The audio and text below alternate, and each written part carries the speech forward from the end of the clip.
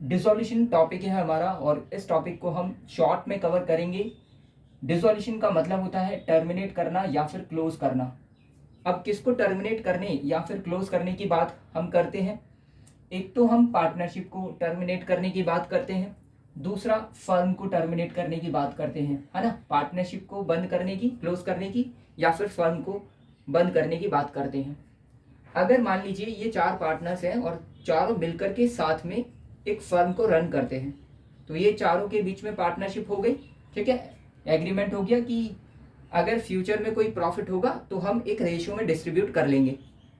अब मान लीजिए 4 में से एक पार्टनर जो है वो चला जाता है, तो चारों की जो पार्टनरशिप थी वो तो खत्म हो जाएगी।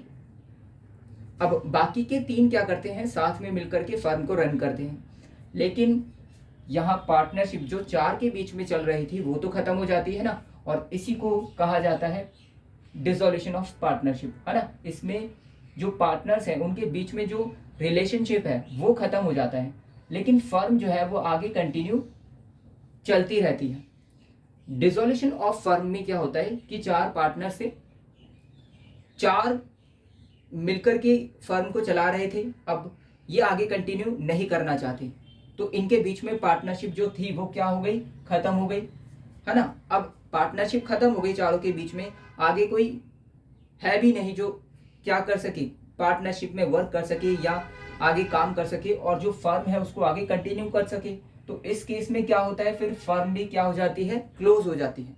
और जब फर्म क्लोज हो जाती है तो फर्म की जो बैलेंस शीट है, बैलेंस शीट में असेट्स और लाइबिलिटीज होती है ना, तो फर्म को अपनी सारी असेट्स को बेचना पड़ता है और जो अमाउंट मिलता है उसका यूज लाइबिलिटीज का पेमेंट करने के लिए किया जाता है। In short, dissolution of firm में फर्म अपनी सारी एसेट्स को बेचेगी और जो अमाउंट मिलेगा उसका यूज लाइबिलिटीज का पेमेंट करने के लिए करेगी। इन शॉर्ट, ये है इस टॉपिक के अंदर। अब होता क्या है, मान लीजिए हमने बोला था कि एडमिशन होता है, तो नए पार्टनर का अगर कोई एडमिशन होता है ना, तो उस केस में क्या होता है कि हम एक पूरा प्रोसेस फॉलो करते हैं। हम रियलाइजेशन अकाउंट बनाते हैं, पार्टनर्स का कैपिटल अकाउंट बनाते हैं, बैलेंस शीट बनाते हैं। तो इसी प्रकार अगर फर्म क्लोज होती है तो उसका भी एक पूरा प्रोसेस है जो हमें फॉलो करना होता है। और वो क्या प्रोसेस है कि सबसे पहले रियलाइजेशन अकाउंट बनाया जाएगा, उसके बाद पार्टनर्स का कैपिटल अकाउंट, उसके बाद कैश या फिर बैंक अकाउंट, ठीक है। इसमें बैलेंस शीट तो नहीं बनती, लेकिन कैश या फिर बैंक अकाउंट बैलेंस शीट का ही काम करता है। फोर्थ, अगर किसी पार्टनर ने फर्म को लोन दिया है तो उस पार्टनर का लोन अकाउंट, ये हम प्रिपेयर करते हैं। ये 4 चीजें वन बाय वन सभी को डिस्कस करेंगे। सबसे पहले रियलाइजेशन अकाउंट, ये स्ट्रक्चर आपके सामने है, इस प्रकार का स्ट्रक्चर आप ड्रॉ करोगे। ये वाली साइड डेबिट होती है, ये वाली साइड क्रेडिट होती है। पर्टिकुलर अमाउंट ये आप कॉलम बनाओगे। अब एक प्रोसेस फिर से आप समझिए कि फर्म जो है वो अपनी असेट्स को बेचेगी और लायबिलिटीज का पेमेंट करेगी। अब मान लीजिए फर्म को क्या करना पड़ता है कि फर्म को अपनी सारी एसेट्स को वर्क प्लेस से मार्केट में लेकर आना पड़ता है ना, और फिर वहां पर अपनी सारी एसेट्स को फर्म क्या कर रही है, लिस्ट कर रही है। तो अब वही प्रोसेस हम क्या करेंगे, लायबिलिटीज को अपनी सारी लिस्ट कर रही है। तो अब हमें करना क्या है, मान लीजिए ये रियलाइजेशन अकाउंट हमने बनाया, उसके बाद सारी असेट्स को यहाँ ट्रांसफर करना है, मतलब लिस्ट करना है सभी असेट्स को। अब कुछ असेट्स जो है वो छोड़ देनी है, जैसे कैश को छोड़ दोगे आप, बैंक को छोड़ दोगे आप, और फर्म ने अगर किसी पार्टनर को लोन दिया है वो छोड़ दोगे, कोई लॉस है उसको आप छोड़ दोगे। सिमिलर सारी लाइबिलिटीज को यहाँ ट्रांसफर करना है। जैसे मान लीजिए लैंड और फर्नीचर है, तो आप उन दोनों को यहाँ लिखोगे और उसका फिर फाइनल टोटल यहाँ लिख दोगे। सारी लाइबिलिटीज को यहाँ ट्रांसफर करना है। जैसे क्रेडिटर्स हो गए या फिर किसी बैंक ने लोन दिया है, वो आप यहाँ पर नोट करोगे, टोटल करोगे। अब कुछ लाइबिलिटीज छोड़ देनी है, जैसे कैपिटल छोड़ दोगे आप, रिजर्व जैसे मान लीजिए प्रॉफिट एंड लॉस दिया हुआ है या फिर जनरल रिजर्व है, आप उसको छोड़ दोगे। और अगर किसी पार्टनर ने लोन दिया है तो उसको भी आप छोड़ दोगे, ठीक है।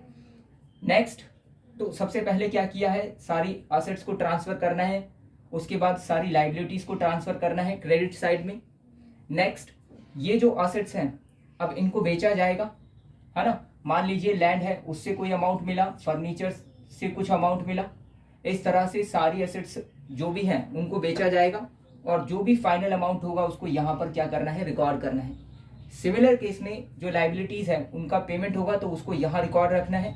मान लीजिए क्रेडिटर्स का पेमेंट हो गया, लोन का पेमेंट हो गया, तो फाइनल अमाउंट यहाँ लिखेंगे। नेक्स्ट,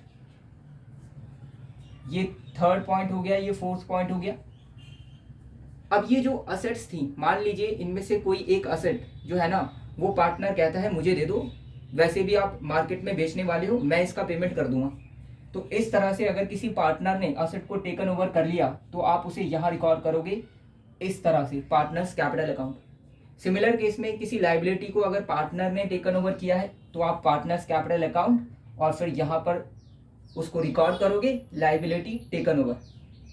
नेक्स्ट, अब असेट्स को तो रिकॉर्ड किया हुआ है, मान लीजिए कोई असेट जो है वो रिकॉर्ड उसका नहीं हो पाया तो वो अनरिकॉर्डेड रह गई, लेकिन बेचा तो उसको भी जाएगा, तो उससे जो अमाउंट मिलेगा उसे यहाँ रिकॉर्ड करोगे, है ना।